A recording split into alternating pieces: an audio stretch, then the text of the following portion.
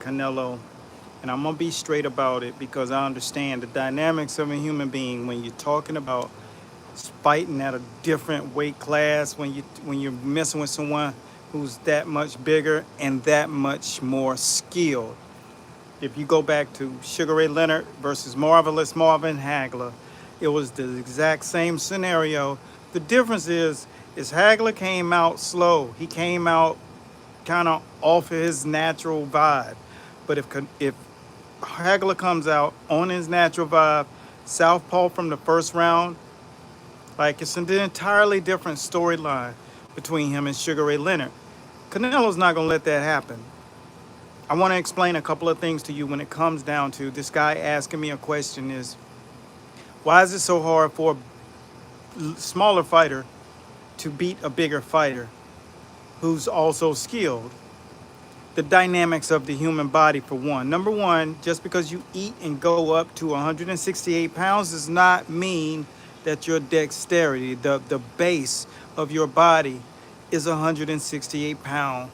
That mass takes time to settle down. Eating your way to 168 and being 168 on the day of the weigh-in does not mean you're a 168er.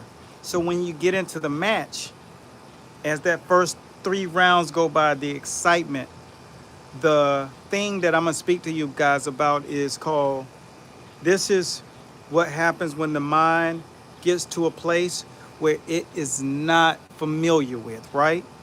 The punches that will be landing, what's up, champ? The punches that will be landing are not going to be of a person that's 147 or 154. The density in the bone will feel different when he lands that liver shot and lands that hook to the shoulder. Let me explain to you what happens when the muscles get punched by someone who specializes in punching you in the limbs. Canelo can burst your muscle, and that muscle could literally just go split in half. He did it to Callum Smith, and I'm explaining to you why it's not the same going up in weight when someone's an expert in an area of punching. And when you think about Canelo, he's an expert in the area of doing damage with his punches. So therefore, I don't like the fact that Bud's skipping a weight class. Going up to this weight class, for one, is already a savage jump.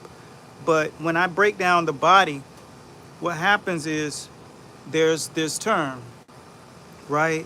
When a fighter is faced with someone, and I'm going to answer this question that a young man, he asked me, what exactly happens to a fighter?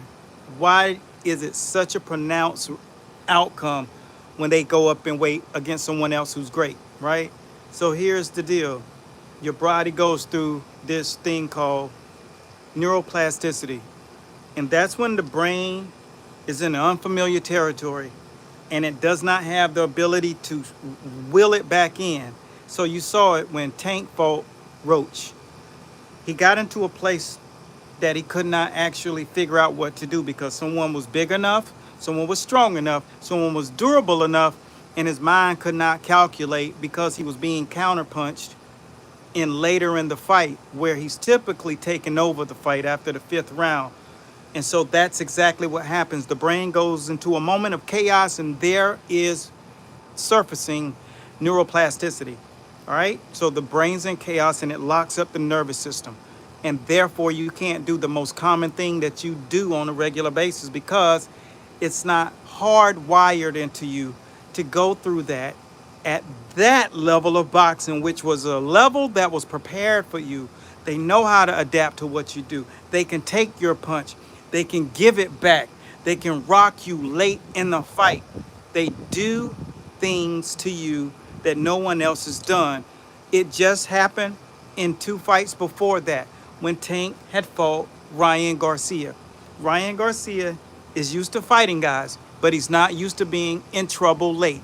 And the minute that he got in trouble late, that's where you saw him experience, once again, neuroplasticity. So this is the science behind what you guys are watching. So that's what we created our channel for. Not to teach you boxing skills only, but teach you what goes on behind the boxing skills. That thing that you cannot figure out. Why is this happening to me? What is going on? Why come I can't pull the trigger? These things are in the nervous system. And it's not that you don't have skills, champ.